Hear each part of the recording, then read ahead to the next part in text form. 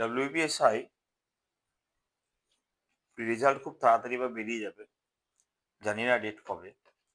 তো ব্যাপার হচ্ছে রেজাল্টের পরে পিইটি পিএমটি প্র্যাকটিস করছো, কিন্তু তার সঙ্গে তোমাদেরকে কিন্তু মেন্স রিলেটেড প্র্যাকটিস করতে হবে, বিশেষ করে অঙ্কে 25 number.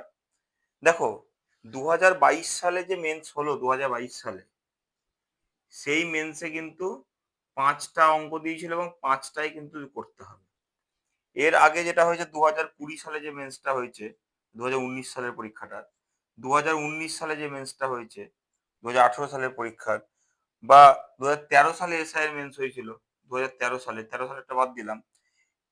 SI sub inspector of excise 2019 সালে একটা মেন্স হয়েছিল, ঠিক আছে। 2019 সালে sub inspector of excise, SI sub inspector of police হয়েছিল, আবার সাব ইন্সপেক্টর অফ এক্সাইজ এটাও হয়েছিল। তো এই পরীক্ষা তিনটে, এইটাতে এবং এইটাতে এবং এইটাতে, তিনটে ক্ষেত্রে কিন্তু আমাদের কিন্তু 6টা করে অঙ্ক দিয়েছিল, যার মধ্যে 5টার উত্তর দিতে হবে। এবং এই 2013 সালে এইখানে কিন্তু অঙ্ক ছিল কটা? 6টা ছিল, কিন্তু করতে হবে কটা? চারটে করতে হবে, 20 নম্বর অঙ্ক ছিল।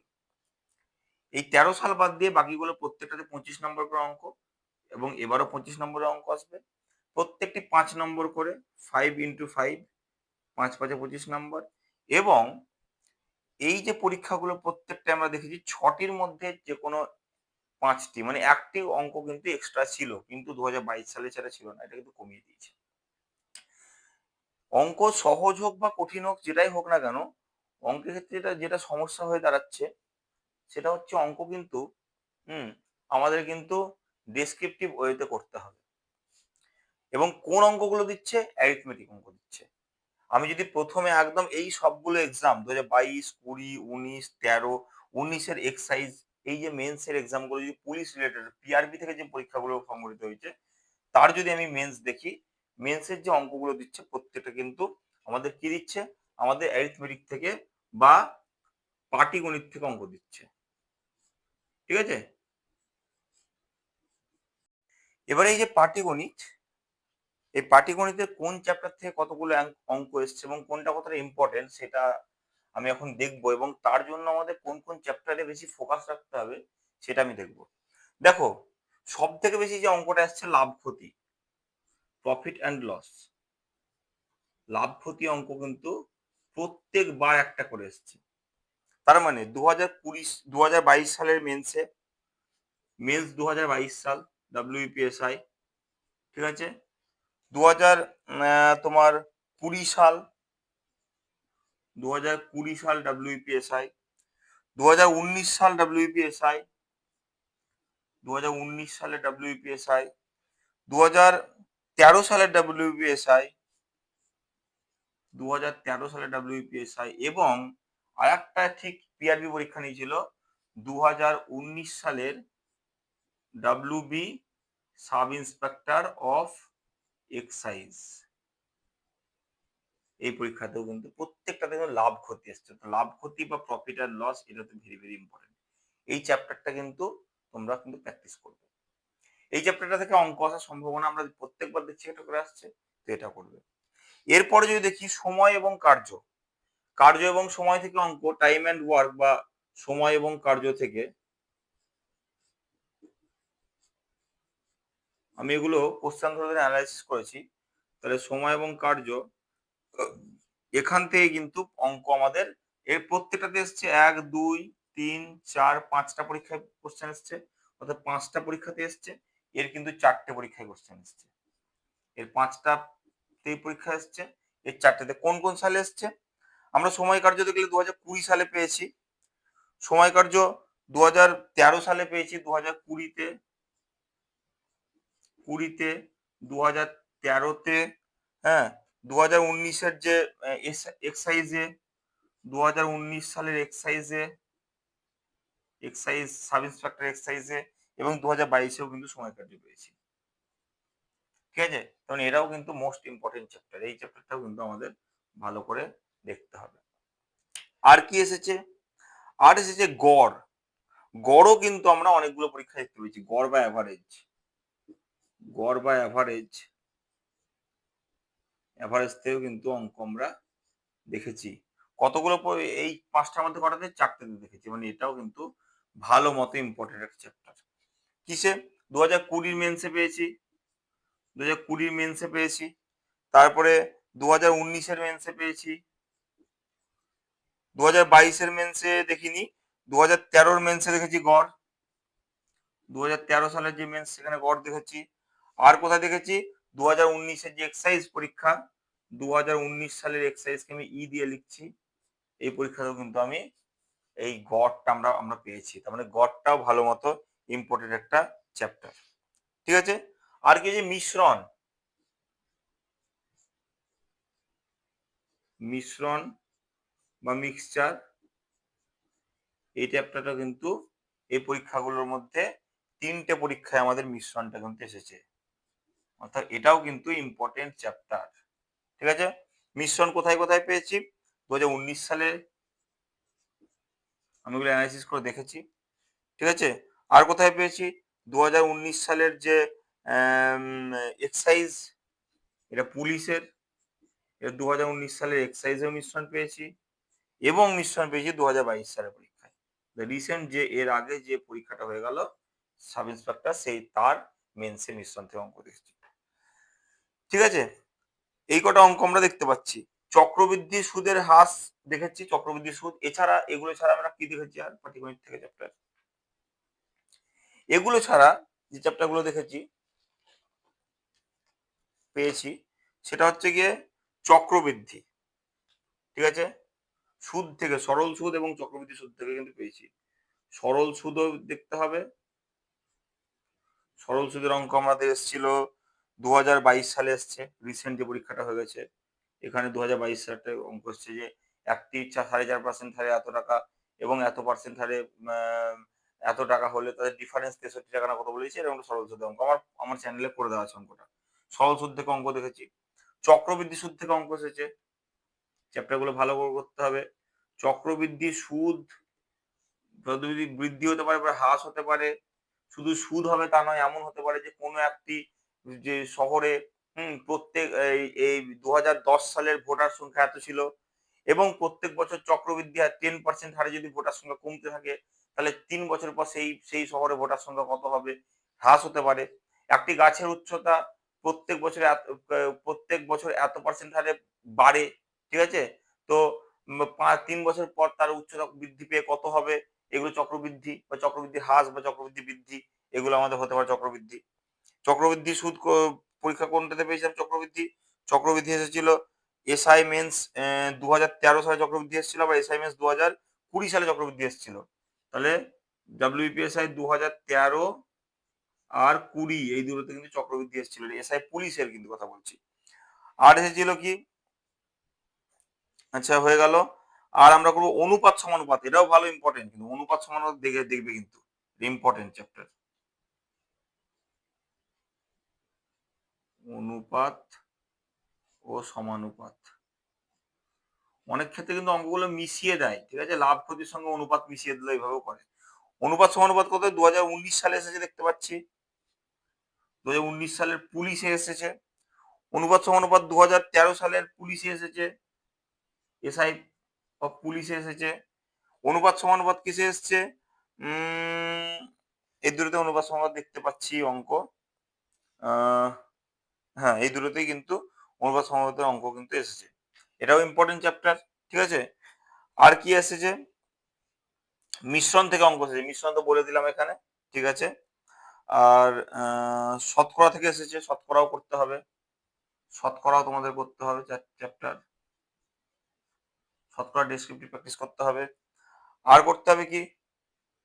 দূরত্ব এবং গতিবেগ সময় নিয়ে ট্রেনের যে অঙ্ক, ট্রেনের দূরত্ব, ডিস্টেন্স এবং গতিবেগ, তাহলে স্পিড অ্যান্ড ডিস্টেন্স, টাইম, এই নিয়ে যে অঙ্ক, ট্রেন রিলেটেড এই অঙ্ক কিন্তু একটা এসেছিল। ঠিক আছে? হয়ে গেল। গড় হয়ে গেল, চক্রবৃদ্ধি হয়ে গেল, অনুপাত সমানুপাত হয়ে গেল। আর একটা মিশ্রণ মিক্সচার বলে দিয়েছি। অংশীদারি কারবার খুব ইম্পর্টেন্ট অঙ্ক চ্যাপ্টার, এটাও কিন্তু করবে ভালো করে। অংশীদারি কারবার, এখান থেকে তো ভালো মতো অঙ্ক হয়, অংশীদারি কারবার। ঠিক আছে, এই চ্যাপ্টারটা খুব ভালো করে করবে।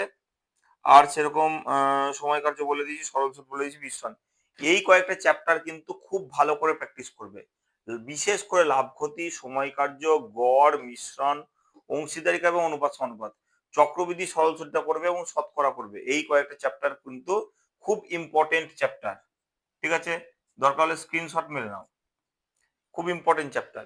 এবার এর বাইরে কি অঙ্ক পড়বে না? এর বাইরে অঙ্ক পড়তে পারে, এর বাইরে যে পড়বে না এমন নয়। এগুলো কিন্তু ঘোরাফেরা করে যতগুলো পুলিশের পরীক্ষা এসছে আমি লিখে দিলাম, দেখো 22, 20, 19, 13, 19 এক্সারসাইজ আমি সব পরীক্ষা অ্যানালাইসিস করলাম। আমি এর সঙ্গে কিন্তু আমি পিআরবি থেকে কিন্তু মিসলেনিয়াসে যাইনি, আমি পিআরবি অ্যানালাইসিস করে বললাম এই অঙ্কগুলো কিন্তু এসছে। এছাড়াও একটা চ্যাপ্টার এসেছিল, একবারই এসেছে 2020 সালের মেন্সে, ওটা এক্সট্রা ছিল, সেটা হচ্ছে গোলক থেকে অঙ্ক। আমি এটা মুছে দিচ্ছি, ঠিক আছে। গোলকের চ্যাপ্টার অর্থাৎ যে 3D এবং 2D এর যে চ্যাপ্টার, অ্যাডভান্স ম্যাথের চ্যাপ্টার, গোলক থেকে কিন্তু অঙ্ক এসেছিল। ঠিক আছে, তাহলে গোলক বা স্ফেয়ার, এখানে থেকে কিন্তু অঙ্ক এসেছিল। তার মানে এটাও হতে পারে যে গোলকের জায়গায় চোঙ থেকে অঙ্ক আসতে পারে। চোঙ থেকেও সম্ভবত একবার অঙ্ক এসেছিল, দেখি, চোঙ থেকেও সম্ভবত একবার অঙ্ক এসেছিল, আমি কোথায় করলাম দেখলাম মনে হচ্ছে। তো চোঙ, ঠিক আছে, এটা থেকেও আসতে পারে। শঙ্কু থেকে অঙ্ক আসতে পারে, মানে এগুলো আগে আগে প্র্যাকটিস করবে যেগুলো বললাম সেগুলো। এবং আমি আর একটা ভিডিওতে যে যে চ্যাপ্টার গুলো বলছি সেই চ্যাপ্টার গুলো প্র্যাকটিস করার পর গোলক, চোঙ, শঙ্কু এবং আয়তক্ষেত্র, আয়তঘন, আয়তঘন বা ঘনক, ঠিক আছে, এই চ্যাপ্টার গুলো কিন্তু একবার দেখে নেবে। এবং যদি সময় হয় একবারের জন্য অন্তত হলেও, যদি ক্লাস 10 এর height and distance, height and distance কোন চ্যাপ্টার মনে পড়ছে? অর্থাৎ হাইট অ্যান্ড ডিস্টেন্স, উচ্চতা এবং দূরত্ব, ত্রিকোণমিতির চ্যাপ্টার, ত্রিকোণমিতির চ্যাপ্টার, ঠিক আছে, এই চ্যাপ্টারটা কিন্তু আসতে পারে। যদিও এগুলো প্রথমে আসার দরকার নেই, প্রথমে প্র্যাকটিস করবে ডেসক্রিপটিভ ভাবে আমরা যে যে চ্যাপ্টার গুলো বললাম সেগুলো। লাভ ক্ষতি, সময় কার্য, শতকরা, সময় গতিবেগ, চক্রবৃদ্ধি এবং হ্রাস এবং বৃদ্ধি, গোলক, একই টাইপের অঙ্ক কিন্তু উদাহরণে বারবার দেয় না, রিপিট করে না। এই চ্যাপ্টার গুলো কিন্তু প্র্যাকটিস করবে। দেখো একটা কথা বলে রাখি, প্রত্যেক দিন কিন্তু ডেসক্রিপটিভ ভাবে অঙ্ক লিখবে। এখানে আমার সময় অনেক, দেখো অনেক সময় পাই, 2 ঘন্টা সময় পাই, তার মধ্যে আমরা অঙ্ক হলে শর্টকাট হলে ঝট করে নামিয়ে দেবো। কিন্তু আমরা এই যে ডেসক্রিপটিভ প্রসেসে লিখতে না 1 পাতার কাছাকাছি অঙ্ক লেগে যায়।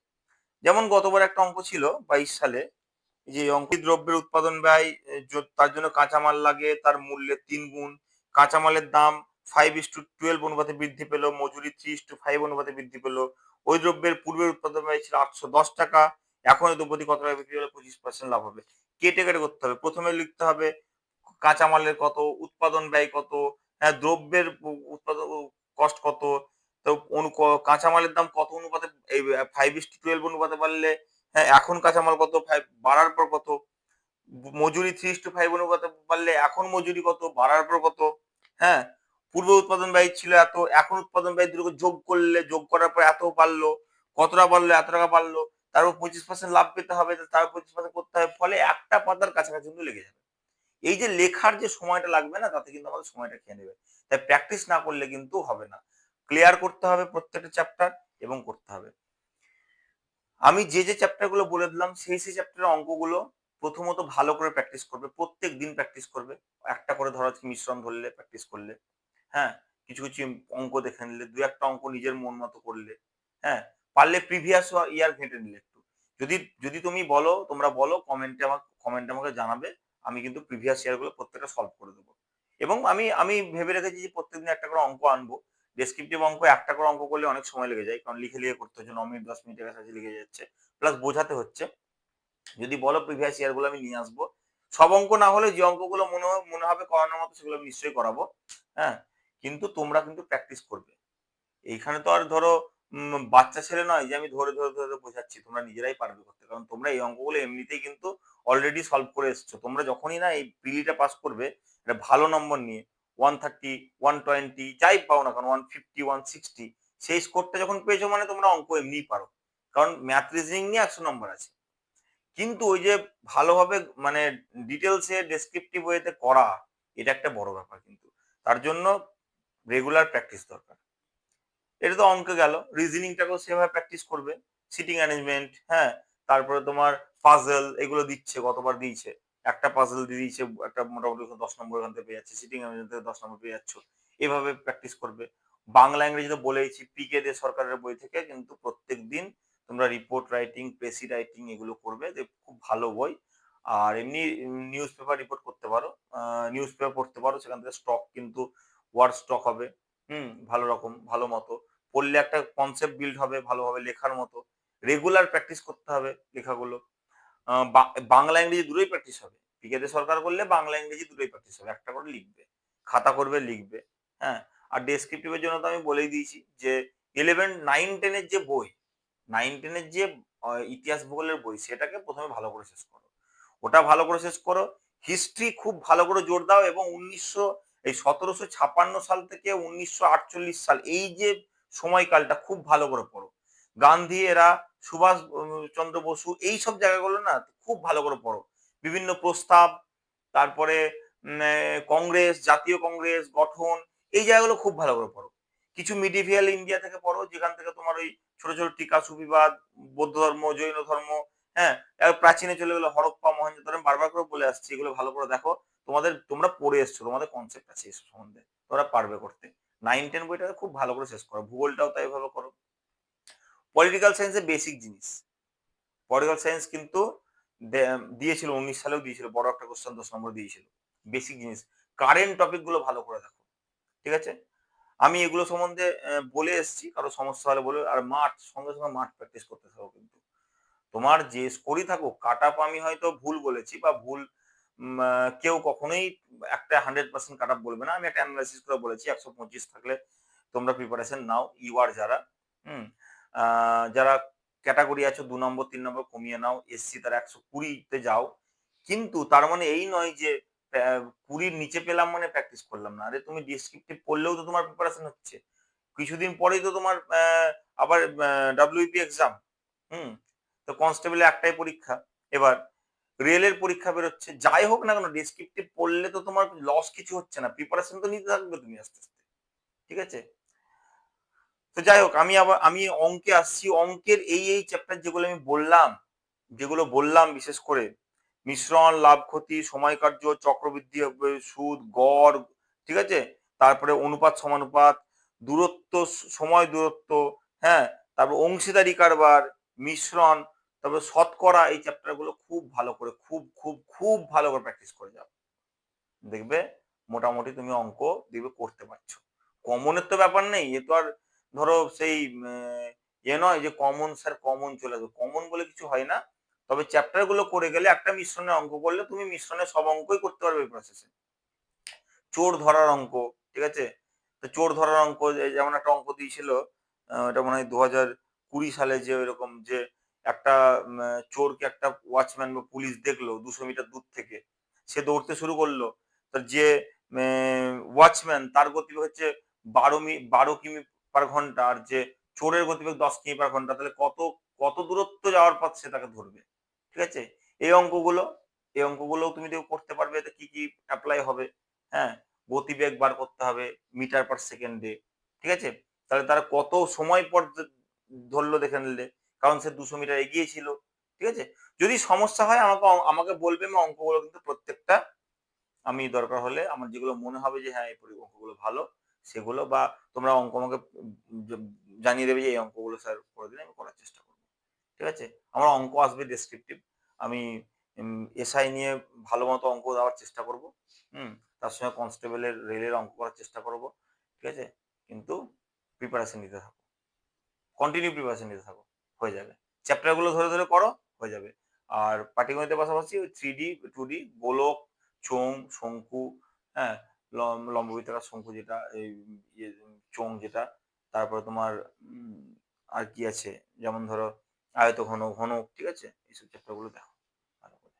ঠিক আছে, হয়ে যাবে দেখবে। তো মাঠ নিয়ে ভয় পাওয়ার কিছু নেই। মাঠ নিয়ে ভয় স্বভাবতই ভয় হয়। খুব মাঠ খুব সত্যি কষ্টের।